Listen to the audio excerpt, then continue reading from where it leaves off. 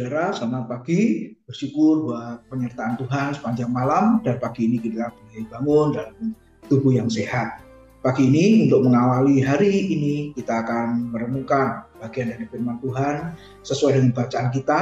Sudah sampai di kitab Keluaran pasal 20, 21 dan 22.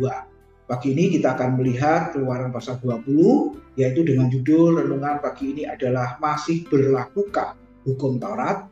Saudara, hukum Taurat yang kita baca di dalam Keluaran pasal 20 itu dibagi dua bagian besar.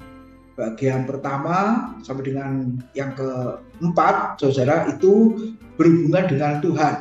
Lalu bagian 5 sampai dengan yang ke-10, Bapak Ibu, itu adalah berhubungan dengan sesama.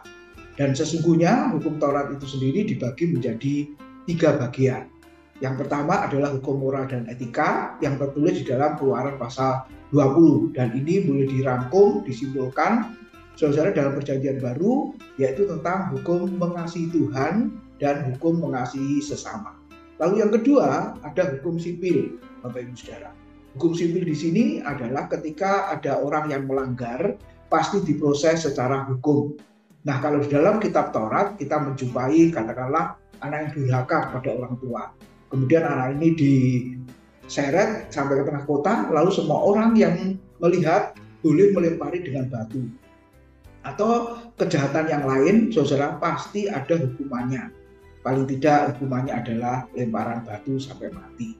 Dan yang ketiga, saudara, itu ada hukum keagamaan bangsa Israel yang terkenal dengan istilah ceremonial law, upacara keagamaan. Dan kita lihat dimulai di padang gurun selama bangsa Israel mengembara selama 40 tahun mendirikan kemah suci, Bapak Ibu Saudara, kemudian sampai kepada pembangunan Bait Allah.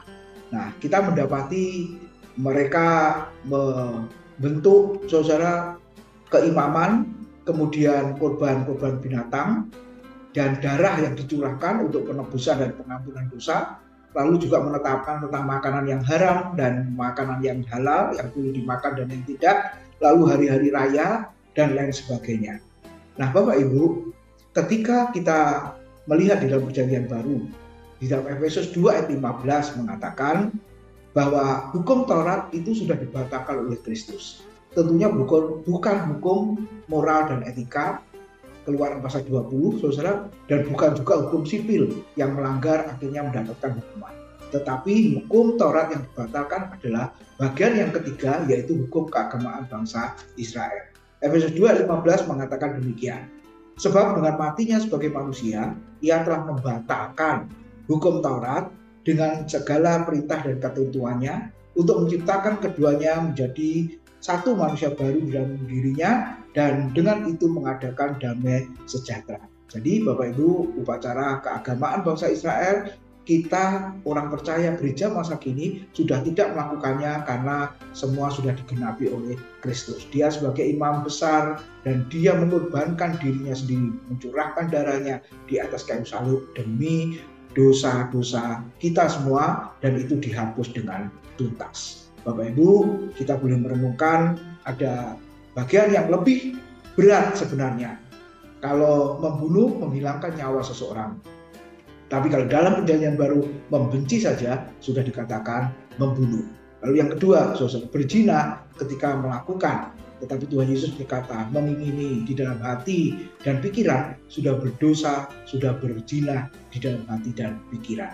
Jadi sebenarnya hukum anugerah di masa perjanjian baru lebih berat, tetapi bersyukur ada Roh Kudus yang menguatkan kita untuk melakukan semuanya itu. Selamat pagi, selamat beraktivitas, Tuhan memberkati.